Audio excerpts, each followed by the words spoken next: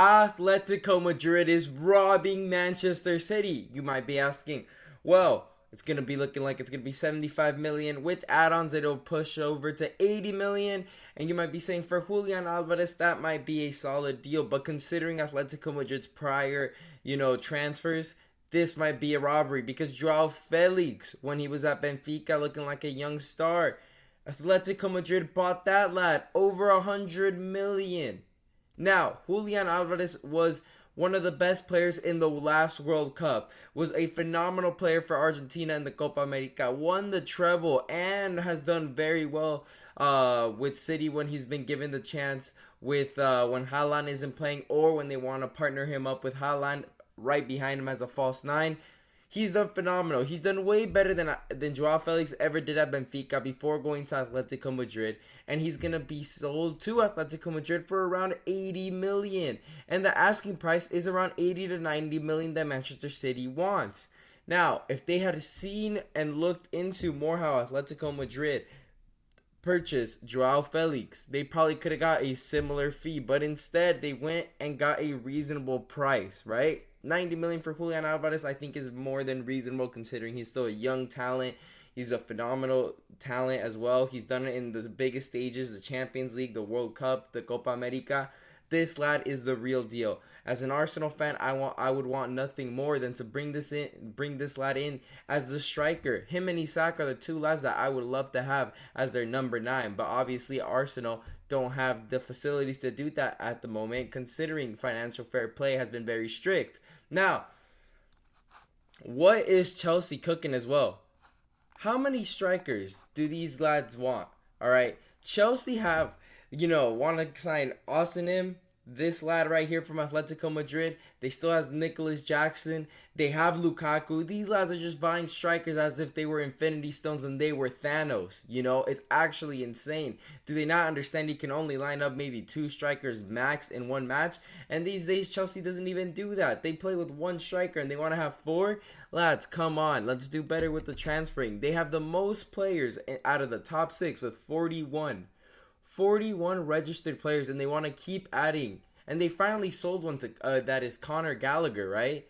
But come on, it's time for Chelsea to actually go out and buy a world-class player. These lads have invested over $1 billion, and they haven't got a world-class player on their team. Enzo Fernandez, not world-class. Moises Caicedo, not world-class. These are their most expensive transfers. Lukaku has been nothing but a bust. His best, the best of Lukaku, who was purchased for 100 million to Chelsea, has been on loans to Inter, Roma. That's where he's performing, not for the actual club that bought him. The teams that they loaned Lukaku to. That's actually sad. But anyways, enough about Chelsea here. This Atletico Madrid team is actually really nice once they get this Julian Alvarez transfer going. Because look at the depth. Obviously, they have Oblak, one of the best keepers in the world. The defense, this is an amazing defense right here. You're getting a Euro winner that started, right? In this little center back, Nomad, I believe that's how you say it. Jimenez, obviously, he's been around for a minute. You have Witzel as well, Azpilicueta, experience. You've got options here with Reinildo and Hanko. And then over here in the midfield, Koke, Rodrigo de Paul, Conor Gallagher. Tons of options here. Marcos Llorente, Molina, Riquelme. You got tons and tons of options. And then up top, they haven't even listed Joao Felix yet as an option, which seems like he's going to be returning back to the squad. You have Antoine Griezmann, Alvarez. It's absolutely tons of options. I think this Atletico Madrid team could really come against Real Madrid and give them troubles. Obviously, Real Madrid's favored to win the Champions League, La Liga, Copa del Rey. But this Atletico Madrid team, I can definitely see them being the team to watch out, to stop Real Madrid. Not Barcelona, all right? If they can't get that Nico Williams and Dani Olmo deals in, I don't see Barcelona really rivaling Atletico Madrid and Real Madrid. But if they get those deals in, then I could see them coming into the mix. But at the moment, it's really going to be between Real Madrid and Atletico Madrid when it comes to the La Liga and Copa del Rey. And, they could even make a run in the Champions League. This is a phenomenal squad that Cholo Simeone, I could definitely see him doing bits with. You know, he finally gets his striker in Julian Alvarez, and Julian Alvarez is a perfect striker for Diego Simeone because he has tons of work rates. You should see him in the World Cup pressing for Lionel Messi. Now he's coming to a team that, you know, his characteristics of high defensive work rates are gonna come into a great understanding with the manager, and he's gonna have an absolute great time at Atletico Madrid. This is a match made in heaven for Julian Alvarez and Diego Simeone. He basically is the player that Joao Felix was supposed to be, you know? And you're going to have both of them. Obviously for tons of money, almost 200 million all put together or even more, but I think this is a phenomenal squad right here. Antoine Griezmann, I think you got to kind of see, has the football left him, all right? Is the football leaving him? Because at the Euros, he was kind of a disaster, all right?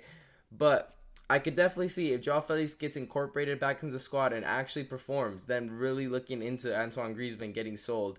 And then, you know, you could look Sorluth here with Alvarez, Joao Felix. Obviously, you still have Lamar, Correa, tons of options up top. But anyways, you know, as an Arsenal fan here, there's a lot of people that had mixed feelings because Julian Alvarez would be a perfect striker for Arsenal, in my opinion, right? He's the perfect number 9, great technical, great work rates. You know, he's a good finisher. He's won the treble, but our past transfers with Man City haven't worked out. Zinchenko has been nothing but a fraud.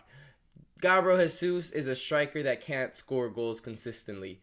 But this lad right here is different. He's different.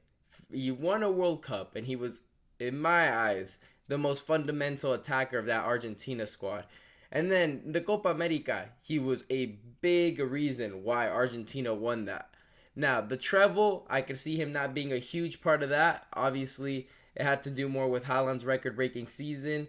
Rodri as well was a big part. Julian Alvarez wasn't a big part of that. But with Argentina, when he was, you know, the guy, he was great. And in my eyes, I would have loved to have this lad. 80 to 90 million isn't unreasonable. But as long as we don't go out and get unknown guy. I understand people are going to say, oh, he was top scorer, won the league in Portugal, but Gil Caris. I don't want a lad like that. I want a Julian Alvarez. I want a Isaac, a technical beast. And those are these two lads. But anyways, obviously the Eddie Nketiah deal needs to happen. They would have to sell maybe the likes of Zinchenko, possibly go out and sell Gabriel Jesus to be able to do this without any financial fair play problems coming in, but I could definitely see him going to Atletico Madrid over Arsenal just due to the fact that Arteta never got to cross paths with Julian Alvarez, never got to have a connection like he's had with, you know, Gabriel Jesus, Zinchenko, even Sane, who's getting linked, who I could see happening over Julian Alvarez. And Julian Alvarez has been getting convinced heavily by Diego Simeone, a fellow Argentinian, so they have that connection. They've probably been talking over this, and he's probably already has the player convinced, and he's pushing through this deal, because if Julian Alvarez did not want this deal, I'm sure the transfer fee would be a lot more. But Man City's looking at it as, we paid 25 million for you, we can absolutely make a lot of transfers. Once we sell you for 90 million, make like a 70 million profit, and then Man City's going to go out there and make some signings, because they have been letting players leave and haven't really made a big splash yet in the market, which is pretty interesting considering Manchester City's recent transfer news. But obviously with the 115 breaches, you can see why they're moving a little bit more quietly. But anyways, make sure to leave and subscribe for more videos like this. Leave a comment down below. What do you think about Julian Alvarez to Atletico Madrid? Do they rival Real Madrid, or are they just going to be another top 4 season? In my eyes, I think they rival them, and I wouldn't be surprised if they win La Liga over Madrid. But anyways, thank you guys for watching.